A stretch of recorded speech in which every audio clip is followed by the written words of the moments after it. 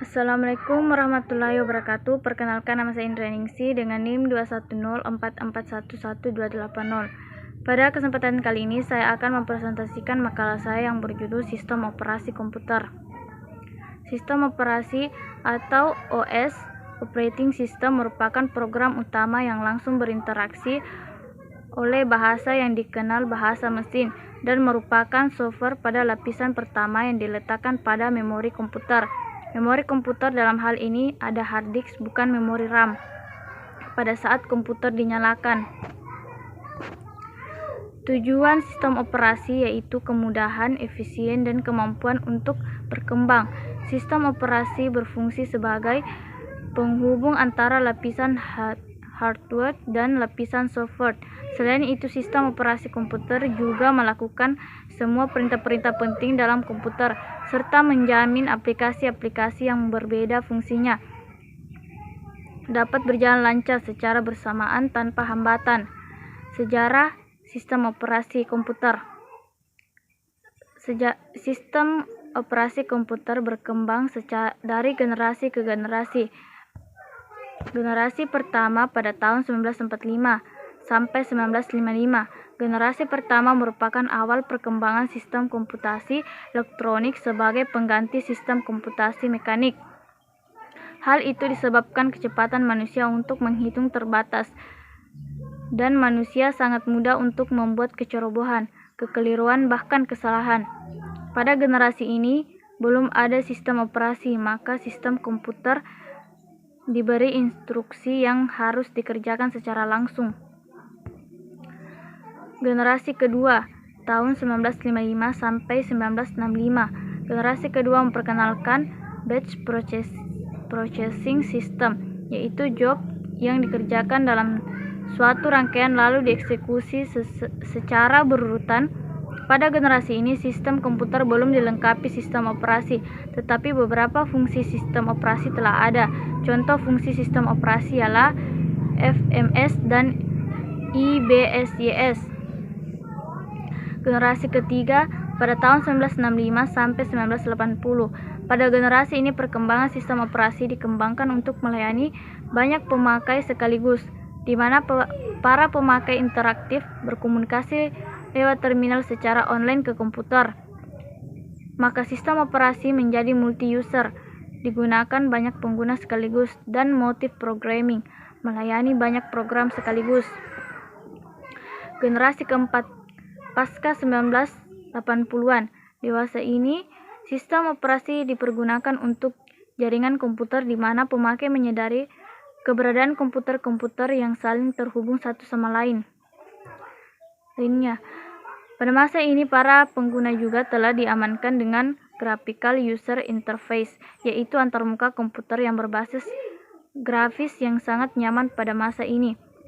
Juga dimulai komputasi terbesar di mana komputasi tidak lagi berpusat di satu titik, tetapi dipecah di banyak komputer sehingga tercapai kinerja yang baik. Jenis-jenis sistem operasi. Ada beberapa jenis-jenis sistem operasi dan kelebihan dan kekurangannya, diantaranya yaitu DOS. DOS bisa dibilang merupakan nenek moyang dari sistem operasi yang dimiliki oleh Microsoft saat ini. DOS, yang juga merupakan singkatan dari Disk Operating System, adalah awal mula metode sistem operasi komputer yang digunakan oleh IBM, layaknya perangkat komputer versi terdahulu. Tampilan dari DOS masih hitam putih, hanya tulisan dan tidak ada gambar yang ditayangkan karena kelas masih jadul dan belum ada antarmuka. Proses memasukkan instruksi pun menggunakan tulisan yang kini kita kenal dengan istilah command prompt. Kelebihan dari sistem operasi DOS yaitu ringan sehingga tidak menghabiskan banyak memori, ukuran kecil, dan memiliki kompatibilitas tinggi. Kekurangan dari sistem operasi DOS: belum antarmuka, instruksinya hanya berupa tulisan, tidak ada grafis. Selanjutnya, Windows merupakan jenis OS terbesar di dunia yang saat ini banyak diadopsi untuk membantu mengakomodir kebutuhan sehari-hari, mulai dari komputer instansi, akademisi hingga kebutuhan pribadi. Sekarang ini Windows menjadi OS terbaik, mengalahkan Linux sudah operating sistem lainnya saat ini. OS Windows mampu tampil menarik dengan visual grafis GUI sebagai informasi. OS Windows sejatinya merupakan hasil revolusi dari MS-DOS yang beberapa tahun sebelumnya masih berbasis tulisan tanpa gambar. Kelebihan dari Windows yaitu tampilan termuka user friendly, lebih mudah dalam proses instalasi aplikasi OS Windows melimpah. Kekurangannya yaitu tidak open source, berbasis dan lumayan mahal, mudah diretas karena sistem keamanan yang masih lemah, rentan terkena serangan virus. Unix sama halnya seperti di OS, Unix merupakan jenis OS komputer generasi lawas yang banyak digunakan hingga menjadi cikal bakal munculnya OS masa kini. Saat ini Unix sendiri sudah mempunyai banyak versi yang bisa dipilih oleh pengguna terkait unggulan dan daya tarik utama. Pada beberapa aspek yang bisa Anda coba, namun dari segi penggunaan Unix saat ini sudah sangat jarang digunakan. Kelebihan dari Unix yaitu tidak mudah terkena virus, kelebihan bisa digunakan cuma-cuma. Kekurangan, tampil Unix kurang menarik dan tidak memiliki banyak pilihan driver. Macintosh operating system atau disingkat dengan MAC OS adalah sistem operasi eksklusif yang hanya terdapat di komputer Apple saja. Mac OS yang diluncurkan pada tahun 1984 pertama kali digunakan untuk komputer bernama Lisa. Lisa the Lion adalah komputer hasil racikan Steve Jobs setelah ia menempuh perjalanan spiritual ke India. Di atas kertas, penggunaan operating system yang satu ini memang tergolong relatif lebih sedikit dibandingkan pengguna Windows. Pasalnya, produk Apple dari dulu sampai sekarang tergolong sebagai perangkat mahal. Kelebihan